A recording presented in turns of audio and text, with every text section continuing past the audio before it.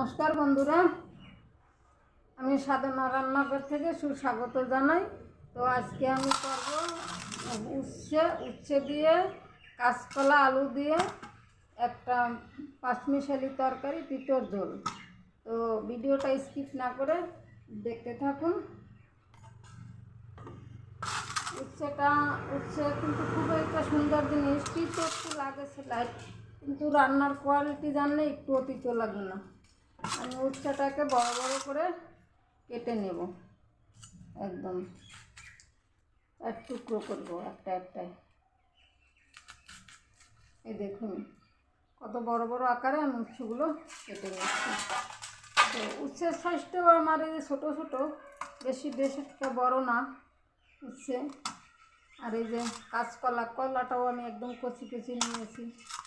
তো দেখুন কীভাবে কেটে নিচ্ছি। খুবই ভালো একটা রেসিপি, আপনার বাড়িতে বানিয়ে খাবেন আপনারা। বন্ধুরা, আমার উচ্ছে কাটা হয়ে গেছে। এই দেখুন আমি কি সুন্দর করে কেটে নিচ্ছি, আপনারা এরকম কেটে নেবেন।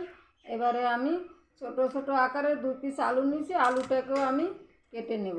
কেটে দেখবো কতটা আমার লাগে। 2 পিস লাগলে 2 পিস দেবো, না লাগলে আমি 1 পিসেই দেবো। আলুটা আমি বেশি দেবো না। উচ্ছে রান্না করবো, একটু আমাদের তিতো লাগবে না।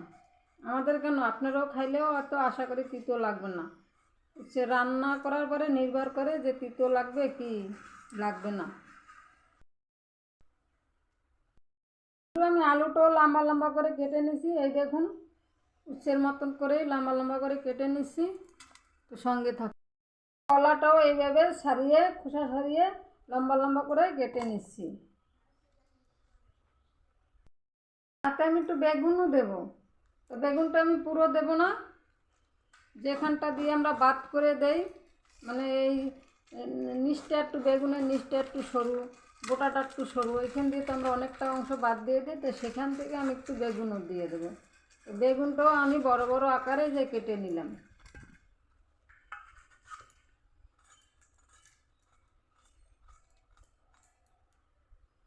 দেখুন একদম বড় বড় করে বেগুনটাকেও কেটে নেব। বন্ধুরা, আমি সব উপকরণগুলো কেটে নিয়েছি। তো চলুন এবারে ধুয়ে নেই, রান্না করি। চলুন রান্না করে যাই। আমি উচ্ছে আলু রান্না করার জন্য কড়াই বসাই দিছি। কড়াইতে তেল দিয়ে দেব।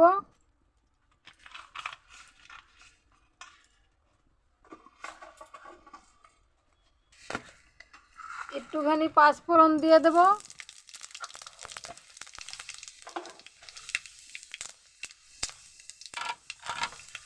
কাঁচা লঙ্কা চিড়ে রেখেছি, কাঁচা লঙ্কাটা দিয়ে দেব। লঙ্কা পাঁচফোড়ন ভালো করে ভেজে নেব। পাতা দিয়ে দিলাম, ভালো করে নাড়িয়ে ছিড়িয়ে নেব।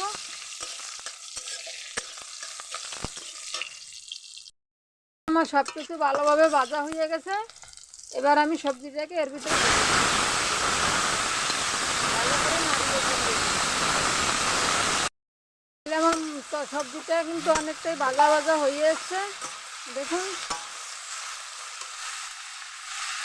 এবারে আমি এর ভিতরে পরিমাণ মতো নুন দিয়ে দেবো, হলুদের গুঁড়ো, নাড়িয়ে ছড়িয়ে দেবো ভালো করে। সবজিটাকে আমি একদম খুব সুন্দর করে ভেজে নেব। মিশালি সবজিগুলো ভালোভাবে কষানো হয়ে গেছে। এবার আমি জল দিয়ে দেব, পরিমাণ মতন জল দিয়ে দিলাম, নেড়ে চেড়ে দেবো।